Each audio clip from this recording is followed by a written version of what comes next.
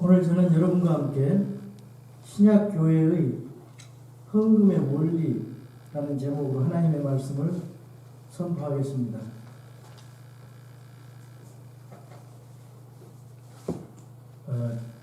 며칠 전에 신문에서 종교 믿을만한가 그런 기사를 봤습니다. 45.6%가 그렇지 않다는 그런 반응을 보였습니다. 그리고 믿을만한 종교로 천주교가 39.8%, 불교가 32.8%, 개신교가 10.2%입니다. 10여 년 전만 해도 이렇지 않았습니다.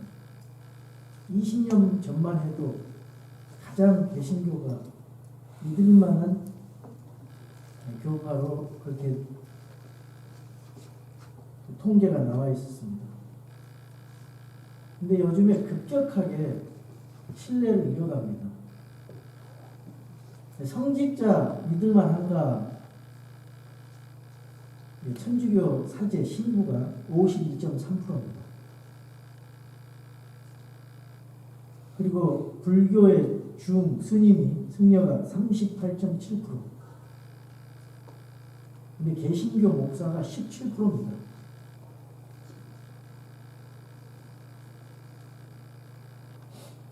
몇 년 전만, 30여 년 전만 해도 그 목사가 3위였어요. 의사, 교수, 목사. 근데 지금 17입니다. 이발사 다. 그렇게 타락이 됐어요. 이게 왜 그럴까요?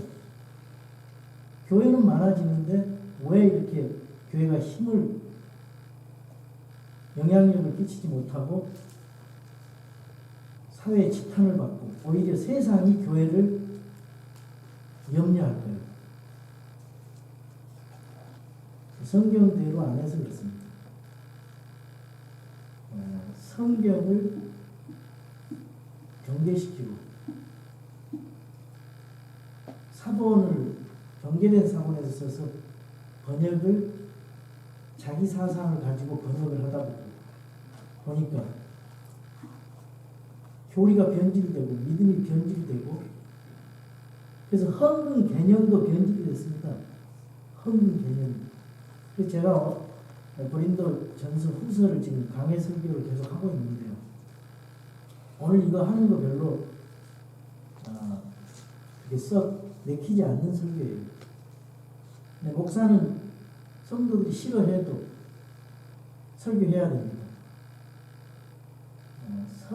헌금의 개념이 성경적으로 어떤 의미가 있고 그 헌금은 어떻게 관리를 해야 되고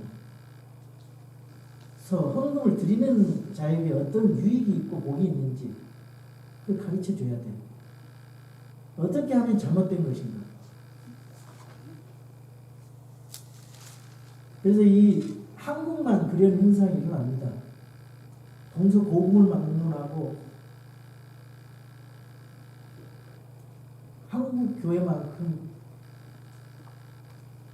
타락하고 변질된 교회가 없다고 해요. 본인 스스로 그렇습니다. 그렇게 말을 합니다. 왜 그러냐면 딱 두 가지예요. 성경대로 안 하기 때문에. 뭐를 성경대로 안 하냐? 그걸 따져놓고 보면은 인사관리를 잘못해요. 첫 번째. 그리고 재정관리입니다. 인사관리는 뭐냐면 성경에 없는 직분을 자꾸 만들어서 줘요. 성경대로 하면은 남자 목사와 남자 집사, 그것도 디모데전서 3장에서 1절에서 15절에 나오는 그 자격을 갖춘 자에게만 줘요. 그 자격이 없으면 절대 줘서는 안 됩니다. 한 아내의 남편에게. 그러니까 이 시스템이 완전히 변질이 되어버린 거예요. 우리가 신약교회를 한다 그러는데 성경적인 시스템, 성경적인 교회 원리를 따라서 하자. 바른 성경으로. 그거예요, 우리가. 이런 교회들은 사람들이 잘 안 모입니다. 그렇게 영향을 받았기 때문에.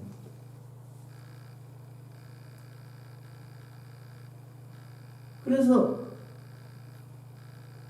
그 인사관리, 이 계급주의거든요. 성경에 없는 계급주의. 주님은 물로 씻어 주셨잖아요. 제자들의 발을. 그래서 서로 섬기라 했잖아요. 군림하지 말라 했잖아요. 목회자들이 하나님의 백성들 위해서 군림하지 말고 섬기라 했어요. 그게 깨진 거예요. 그래서 계급화해서 위선을 조장해요. 그 시스템이 그렇게 돼 있어요. 타락하게 돼 있단 말이죠. 그러니까 100년이 지나니까 이렇게 변질돼 버려요. 그 밑에는 전부 다 그 시스템 속에 검은 돈이 인발부가 돼 있어요. 돈. 여러분 가시라는 거하고요. 하나님께서 예수님께서 그랬잖아요. 하나님과 만몬 재물을 함께 섬길 두 주인을 함께 섬길 수 없다고 했어요. 영어로 보면요 참 재밌게 돼 있어요. 갓은 God잖아요. 근데 영어로 금을 골드라 해요. 그 L자만 빼면 갓이에요. 그러니까 사람들이 얼마나 파워풀한지 하나님과 재물을 만몬을 함께 섬길 수 없다 그랬어요. 이 돈의 힘이 그렇게 센 거예요. 돈의 유혹이 강한 거예요. 그래서 우리 기독교 안에도 이 돈이 들어와가지고 타락을 조장하는 거예요. 이 지도자들이 돈을 숭배하는 거예요. 하나님 대신에. 돈을 컨트롤해야 되고, 돈을 사랑하는 것이 일만하게 뿌리라고 했잖아요. 그걸 컨트롤해야 되는데, 오히려 돈을 숭상을 해요. 하나님 섬긴 거 하면서 뒤에 보면 돈 때문에 하는 거예요. 그래서 무슨 장자리를 하려고 그러고 돈을 수십 원씩 쓰고, 네? 성경에 없는 그 직분 하나 얻으려고 교회에서 돈을 내도록 조장하고 또 그거를 위해서 열심히 교회에서 봉사하고 그거를 위해서 돈을 갖다 내고 목사 눈치 보고 사람 눈치 보면서 이런 시스템은 성경적인 교회 시스템이 아닙니다. 성경의 교회 성전은요 이 교회 이 건물이 아니에요. 신약시대 성전은 우리 배웠죠. 고린도전서 6장에 구원받은 성도들의 몸입니다. 그러니까 무리하게 교회 크게 확장해서 멀쩡한 교회 쓰러뜨리고 없애고 자꾸 이 외형적으로 건물에 치장하는 건 천주교, 중세 천주교의 그런 사이먼이 그 직분을 돈으로 성직 매매를 한다는 이게 전부 그거 답습하는 거거든요. 우리 신약교회는 그렇지 않습니다. 이 헌금이 어디에 쓰여졌냐면 사람 생명을 살리는데 쓰여져야 돼요. 이 건물보다는. 건물은 필요하면 필요한 거고 없으면 없는 대로 있으면 있는 대로 하다가 하나님 은혜 주셔서 주시면 또 하는 거지. 중요한 건 이 한 사람 한 사람의 구원받은 성도들의 예수 그리스도의 몸이란 말이에요. 몸. 그게 성전이에요. 그래서 이 사람들을 잘 가르치면요. 무리하게 헌금 강요하지 않고 그래서 헌금 스스로 은혜 받으면 하나님 앞에 겸손하게 하나님의 방식대로 헌금합니다. 무리하게 안 해요. 절대로. 그게 안 되니까 하나님 말씀 복음을 정확한 복음 성경적 진리를 전하면은 하나님 앞에 자동적으로 헌금 드리게 돼 있어요. 헌금이 무슨 헌금 종류가 30가지가 넘어가요. IRS 그 세금 종류보다 많아요. 요즘 같은 바구니. 한국 조국의 교회가 그런 식으로 헌금을 이렇게 계속 세금 징수하듯이 징수를 하는데 이거는 성경의 방법이 아니에요. 이건 옳지 않은 거예요. 이런 걸로 계속해서 이 재정관리, 인사관리가 잘못되니까 주님의 몸이 더럽혀지는 겁니다. 우리 하나님께서는요 이 물질적인 건물 같은 관심 없습니다. 헌금이 얼마나 나오고 교인이 몇 명이 되고 그 관심 없어요. 하나님은 한 생명 한 생명이 하나님 말씀에 갈등하고 주님 앞에 회개하고 하나님 뜻대로 살려고 하는 그런 진리를 사모하는 그런 사람들을 원하시지, 종교인이라는 이름으로 뭐 직분 하나 따기 위해서 돈 벌어가지고 헌금 내고 이거 전혀 관심 없어요. 얼마나 많은 사람들이 이 헌금 때문에 교회 출석을 안 하는데요. 제가 전도를 가보면요, 다 교회에서 상처받고 다시는 교회 안 나갔다고요. 목사한테 상처받고 교회 가서 시험 들어서 상처받고 헌금 때문에 상처받고. 그래서 저희 교회는 원래 헌금 드리는 건 예배의 중요한 한 요소거든요. 굉장히 중요한 교리입니다, 헌금은. 근데 이게 성도에게 부담을 주고 또 상처를 줄까봐 저 뒤에다가 헌금통을 놨어요. 자발적으로 하시라고. 원래 헌금은 예배 순서로서 기도하고 헌금을 이렇게 걷게 돼 있어요. 근데 우리 한국 성도들이 너무 상처를 많이 받아요. 아예 저 뒤에서 자발적으로 하시라고. 여러분, 이 고린도 전서 15장은 부활장이죠. 고린도전서 13장은 사랑장이죠. 고린도 후서 8장 9장은요 헌금장입니다. 물질로서 하나님 앞에 어떻게 드려서 주님을 섬기고 성도를 섬기는가, 이거에 대한 헌금장이에요. 그래서 8장 9장을 제가 설교를 8장 한 차례인데 9장을 지금 설교 8장 9장을 합쳐서 우리가 중요한 것만 좀 보면서 이 신약교회 신약시대 그 헌금의 원리가 뭐고 또 어떻게 드려야 되는 것인지 그 자세, 그리고 헌금을 드리면 어떤 유익이 있는지 그거를 좀 살펴보려고 합니다. 지금 이 상황은요, 8장과 9장의 상황은 이제 그 고린도 교우들에게 사도 바울이 이 구제 헌금을 하라고 이렇게 권면하는 모습입니다. 예루살렘 교회가 기근으로 말미암아, 핍박으로 말미암아 아주 궁핍함에 처해져 있었습니다. 그 예루살렘 교회는 이방 교회에 대해서 좀 이렇게 차별하는 그런 마음을 가지고 있어요. 율법을 아직도 머릿속에 있기 때문에. 그런데 이 예루살렘 교회가 박해를 받고 흩어져서 안디옥 교회가 생기고, 안디옥에서 또 에베소 교회가 생기고, 에베소 교회에서 빌립보 교회, 데살로니가 교회, 베레아 교회, 이제 고린도 교회, 이런 교회들이 생겨났거든요. 유럽에 있는 교회들이. 그 마케도니아 교회라고 합니다. 근데 마케도니아 교회는 참 그 헌금의 모범을 보인 교회예요. 이 교회는요, 엄청나게 힘든 상황에서 하나님 앞에 이 형제를 사랑을 가지고 구제 헌금을 했어요. 예루살렘 교회가 이거를 본보기로 풍성하게 헌금했다고 구장이 나와요.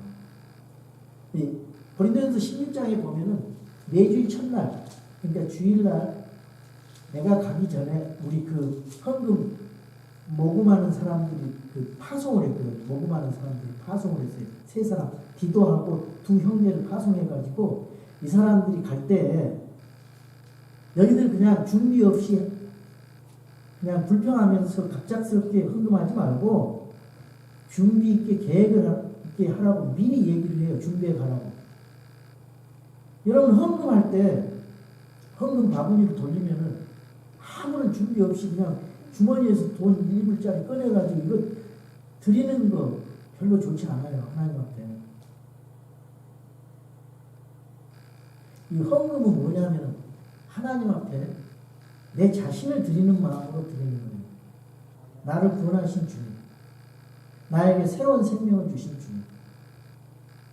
오직 주님만이 경배의 대상이고 주님만이 창조주가 되시고 나는 창조물이니 오직 경배를 받으실 만한 합당한 주님 앞에 내 자신을 드리고 싶지만은 모든 것이 주님 것이지만은 그 중에 일부를 주님 앞에 드리는 마음으로 감사한 마음으로 자원해서 드려야 그게 진짜 하나님께서 기뻐 받으시는 것이지 준비 없이 그냥 습관적으로 준비 없이 갖다 드리는 거 이거 하나님 받으셔서 그거 교회에서 모금해가지고 좋은 일에 쓰지만 그 사람에게는 복이 안 된다는 말이에요.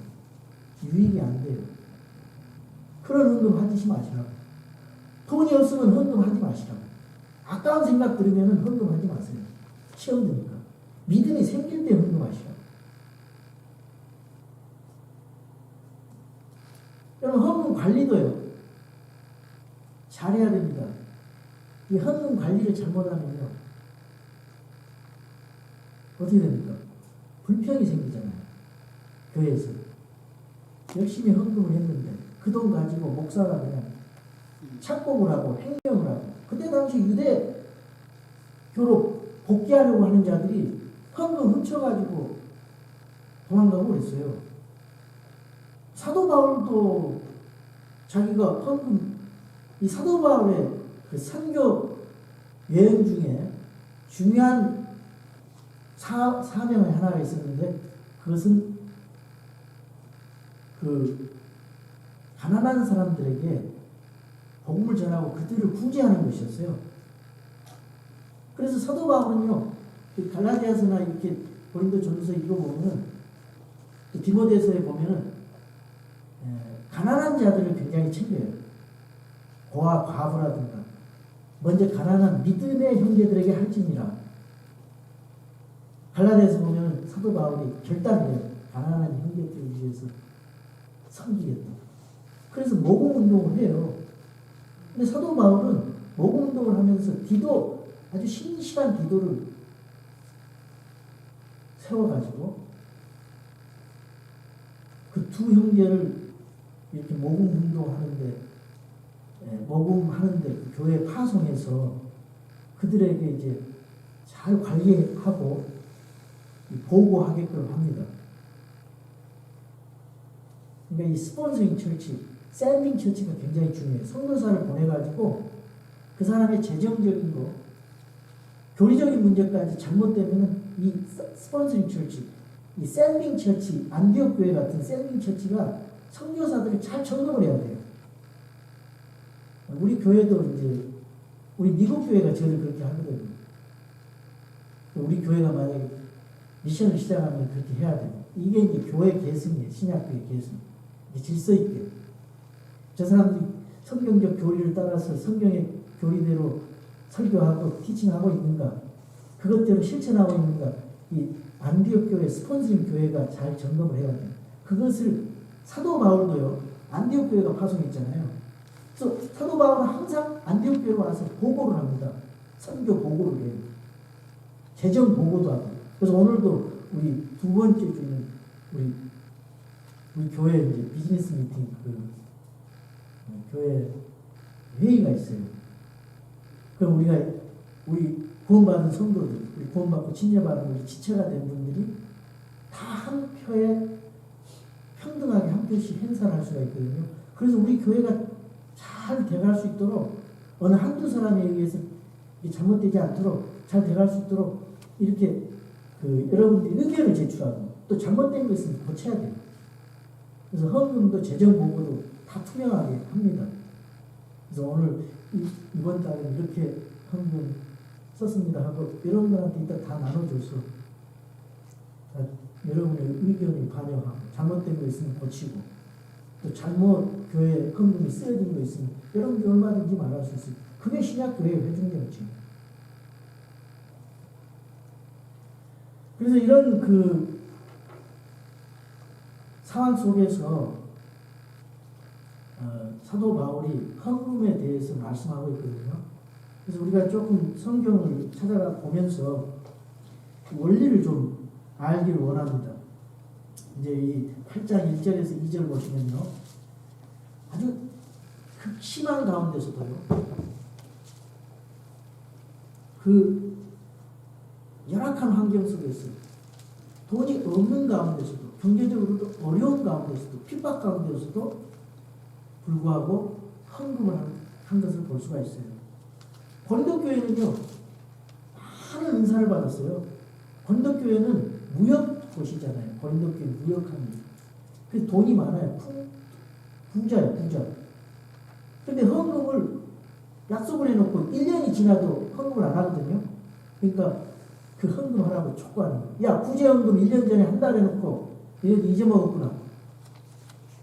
그리고 헌금하라고. 이게 지금 예루살렘 교회가 힘들어하고 있으니까 기도를 보내고 형제들 보낼 테니까 헌금해라. 지금 그 말이에요. 1절하고 2절. 여러분 마음이 중요하죠. 여러분 자기 천불이 있는데 백불하는 게 어려워요. 만불 있는데 천불하는 게 어려워요. 예? 그럼 100만 불 있는데 10만 불 하는 게 어려워요. 어느 경우? 하여튼 그 금액이 작은 것에서 헌금하는 게 어렵습니다. 그러니까 헌금은 돈이 있다고 하는 게 아니에요. 그 하나님은 그 마음의 믿음 중심을 보시거든요. 그러니까 돈이 적든 많든 과부의 엽전 2푼 그런 심정으로 해야죠. 근데 없으면 안 해도 돼요. 소득이 없는데 억지로 할 필요 없어요. 그래가지고 시험 받고 없는데 자꾸 짜내가지고 헌금하라고 그 믿음을 손상시키는 거죠.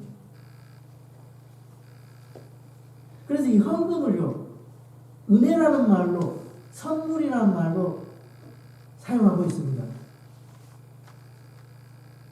여러분, 하나님의 은혜가 넘치면요, 이 환경에 상관없이 헌금하게 됩니다. 그러니까 이 헌금에 있어서 좀 자유로움을 가지십시오. 우리 하나님께서 값없이 주셨잖아요. 구원을 값없이 주셨어요. 근데 꼭 우리 하는 거 보면은 하나님 이거 해주시면은 내가 이렇게 헌금하겠습니다. 이거는 D라는 건 잘못된 거죠. 하나님 이렇게 감사하고 너무너무 고맙습니다. 나 이거 가진 거 다 드리고 싶지만 제가 이거 주님 정성껏 드립니다. 이런 자세 해야지. 다른 복 받으려고 하는 그런 걸 추구하지 마시고 복 받을 그릇이 되시오. 벌써 틀려요. 마음 자세가. 복 받을 사람.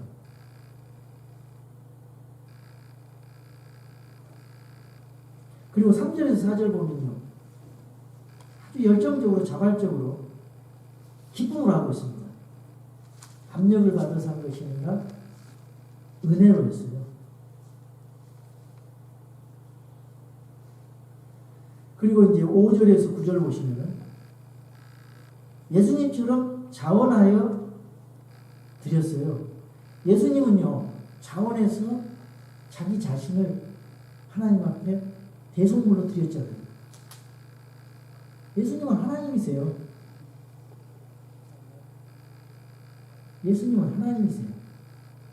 그분이 하나님의 피를 흘려서 우리 사셨어요. 그게 교회입니다. 이렇게 소중한 교회를 망칠 수가 없어요. 그래서 예수님이 희생과 섬김과 고난의 모범이 됐어요. 예수님은 부유하시고 강하신 분이었어요. 근데 그분이 낮아지시고 종 되시고 인간의 몸을 입으시고 이 땅에 오셔서 그분이 우리를 위해서 죽어주시고 그래서 하나님이 높이셨잖아요. 부활시키시고 승천해서 지금 오른편 하나님 왕의 우편에 앉아 계신 것 같아요.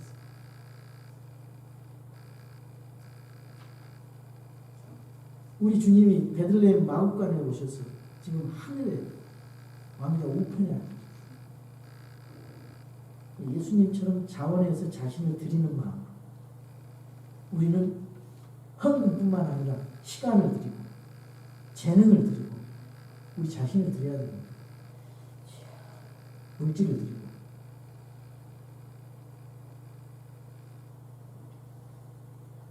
그리고 이제 10절에서 12절, 8장 10절에서 11절은 자발적으로 드리는 거예요. 자발적으로. 자원해서 헌금을 드려야 됩니다. 이렇게 자원해서 드리면요. 또 13절에서 15절에 보면은 이게 균등의 원리가 나와요. 그게 뭐냐면은 어려운 사람들이 필요가 있을 때 약간 여유가 있는 형제들이 그 필요를 채워줌으로써 균등한다는 거죠. 균등의 원리. 이방인들은 유대인들에게 영적인 빚을 지고 있었어요. 우리는 어떤가요? 우리도 복음에 빚을 졌어요. 우리도 그동안에 우리 미국 교회에 돈을 많이 받았습니다. 제가 미국 교회 선교사이기 때문에 미국 교회에서 저를 많이 서포트해 줬어요. 이제 앞으로는 우리가 커서 자립해서 다른 데를 도와드려요.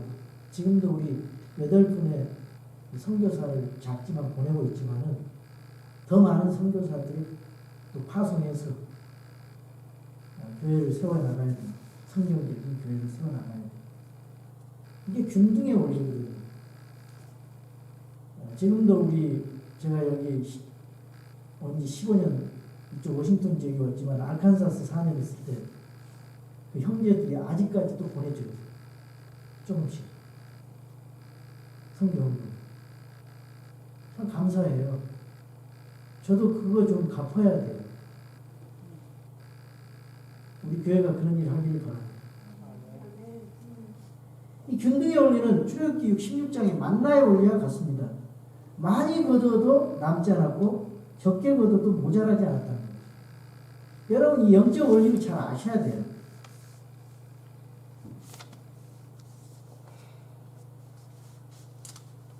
그래서 이 헌금의 동기는 영적인 복이 되고 헌금의 양은 물질적인 복이 됩니다. 갈라디아서 6장을 보시면요. 이런 말씀이 있습니다. 갈라디아서 6장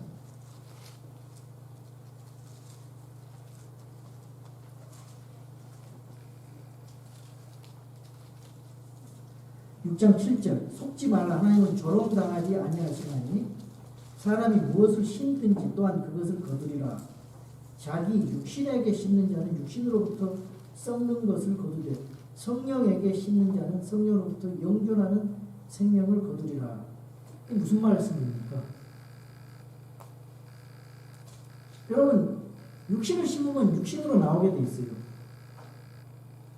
영적인 걸 심으면 영적으로 나오고. 그러니까 영적인 거 하면서 육신적인 열매를 기대하지 말라는 거죠. 육신적인 그게 뭐냐? 물질을 심어야 돼요, 여러분. 여러분 하나님 말고 제일 좋아하는 게 뭐예요? 돈이잖아요. 자기가 아끼는 거예요, 돈을. 그걸 주님 앞에 드린다는 거예요. 여러분의 믿음의 표시예요. 요한 에슬러 같은 사람은 호주머니가 회개해야 된다. 진짜 회개다. 이런 말을 했어요. 우리 성도들은 다 잘하고 계세요. 그런데 이제 하나님 말씀이니까 드리는 말씀입니다. 그래서 이제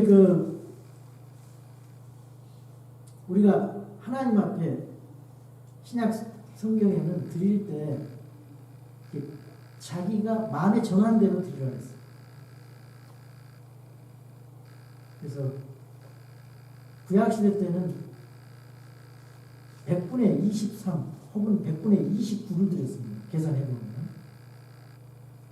근데 나중에 이제 10분지 1로 그렇게 되다가 신약성경에는 10분지 1이라는 개념이 없고 오늘 본문 말씀처럼 다만 내가 말하는 바는 이것이니 곧 인색하게 뿌린 자는 또한 인색하게 거둘 것이요 풍성하게 뿌린 자는 또한 풍성하게 거두려는 것이라.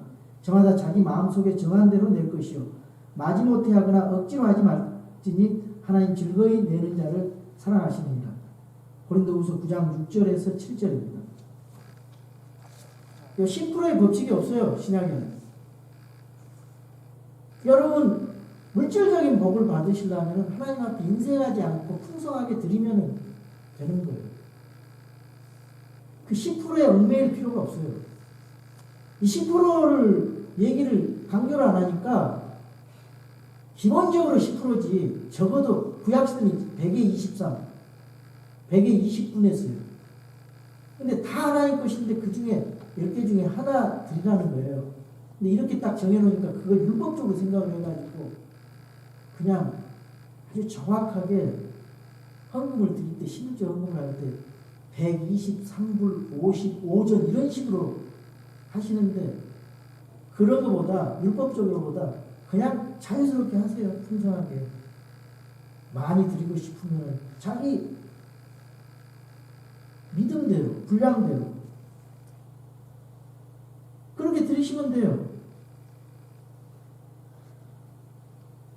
주님을 사랑하는 마음, 은혜로 드리시면 돼요.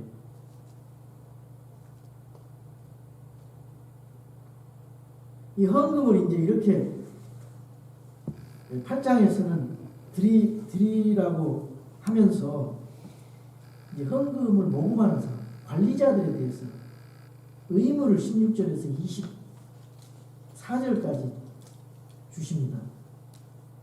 근데 그 이유는 뭐냐? 그에게 헌금을 운송 도중에 불의의 사고가 날 수 있잖아요. 그걸 방지하기 위해서. 그리고 또 오해를 방지하기 위해서 정의를 세워서 세 사람을 보낸 겁니다. 이 헌금 관리자, 헌금 운용하는 사람들이 어떤 마음으로 해야 되냐? 자원해서 섬기는 그런 마음이 있어야 된다. 이게 16절에서 17절에 말씀하고 있습니다. 교회 재정 관리는 대단히 중요합니다. 재정 비리가 생기면 교회가 문제가 되고 큰 타격을 입게 됩니다. 그래서 운영을 잘해야 됩니다. 투명하게. 또 헌금 관리자는 복음에 관심이 있어야 된다고 18절에 말씀하고 있어요. 단순히 돈 문제가 아니라 영혼 구영에 대해서 써야지 헌금으로 생각을 하면서 관리를 해야 된다는 거죠. 그래서 목사의 자격 중에서 한 가지가 더러운 이익을 탐하지 말라고 베드로전서 5장 2절에 말씀하면서 물질 문제에 깨끗하라는 거예요.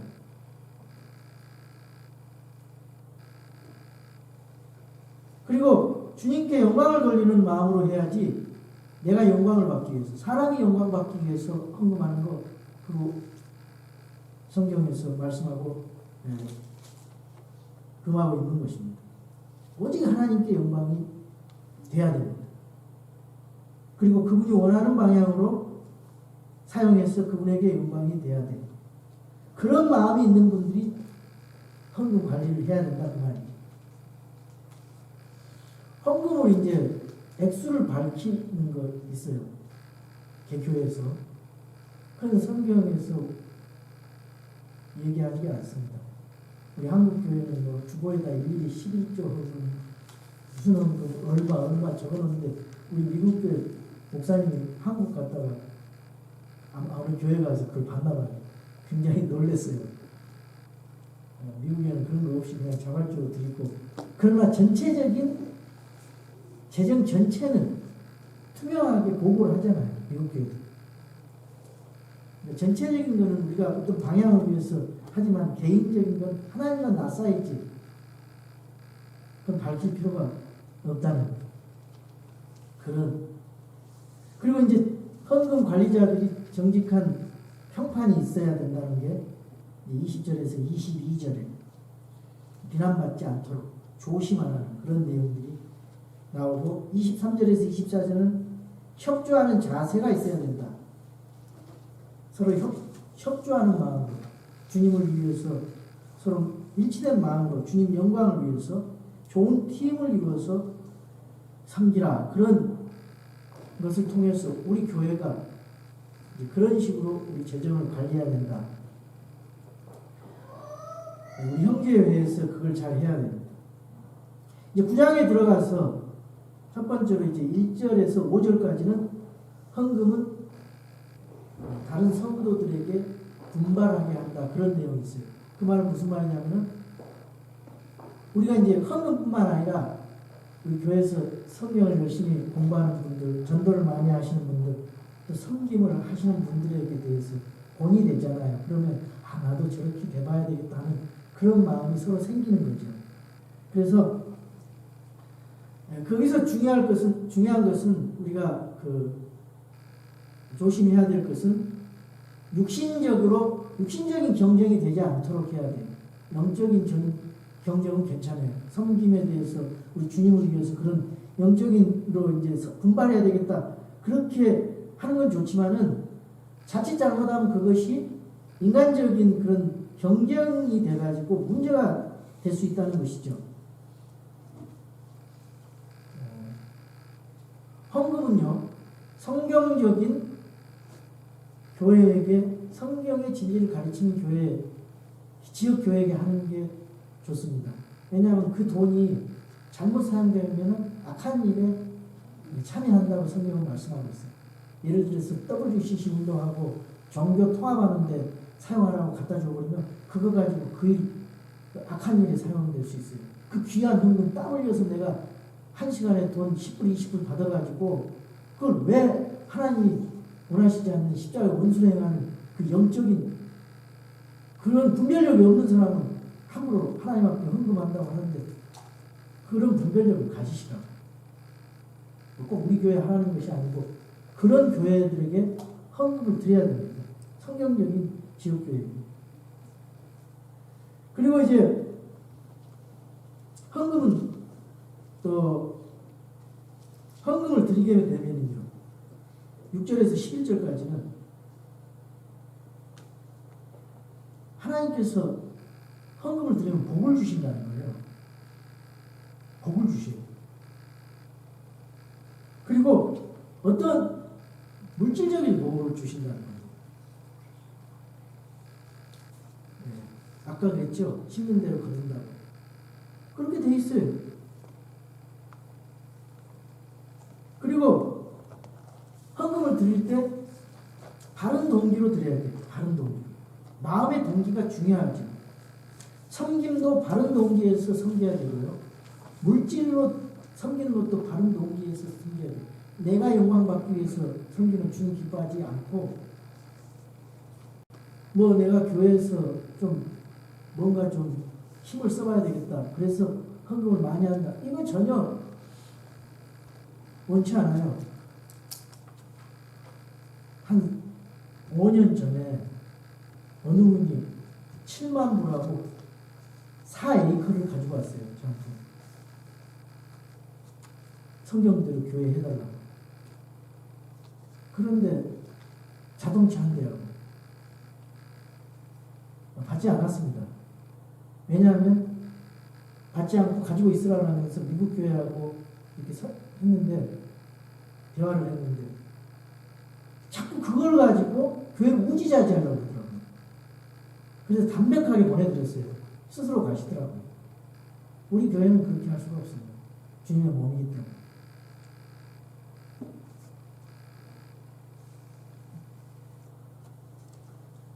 그래서 그 헌금을 이제 하면 또 즉시 복을 받는다. 그것이 8절에서 11절에 나오는데 하나님께서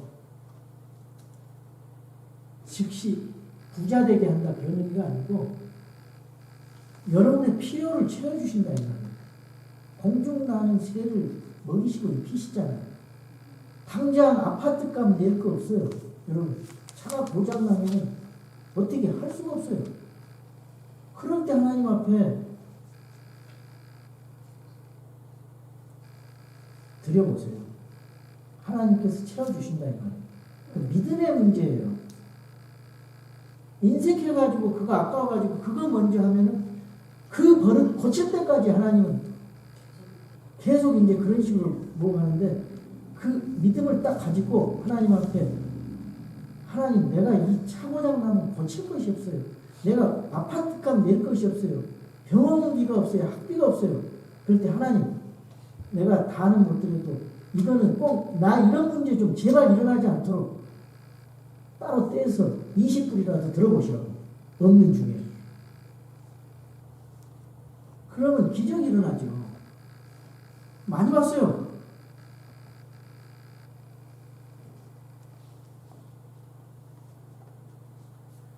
그래서 교회 헌금이 교회와 성도들의 필요를 만족시켜 주신다고 12절에 나오고, 이 헌금이 하나님을 영화롭게 한다. 이런 내용이 13절에 나오고 있고, 또 14절에서 15절에 보면 헌금은 하나님의 백성을 교제로 묶어줍니다. 유대인과 이방인의 교회가 멀리 떨어져 있지만 헌금을 통해서 서로 기도하게 되고 교제하게 되고 또 바울에 대한 오해를 풀게 되고 성도들 그 이방인 성도들이 감사하게 되고, 그 헌금을 하다 보니까 이 하나님을 물질로 섬긴다는 그런 마음 때문에 풍성한 마음이 생기고 형제애를 느끼게 되고 더욱더 가까이 가게 되었다는 말씀이 이 고린도 후서 8장과 9장에 나와 있습니다. 여러분이 집에 가셔서 한번 오늘 설교 말씀을 되새김하면서 읽어보시면 더 이해가 될 것입니다. 우리 주님께서 우리에게 아낌없이 줬으니까 우리도 아낌없이 주님을 위해 내 자신의 생명까지도 물질 시간 재는 모든 것 다 드리는 저와 여러분 됩시다. 하나님께서 반드시 복을 주세요. 그런 마음을 듭니다. 다 같이 일어나셔서 하나님의 오늘 말씀을 생각하면서 우리 한번 이 시간에 기도하시겠습니다. 여러분 자신이 오늘 말씀을 생각하면서 기도하시기 바랍니다.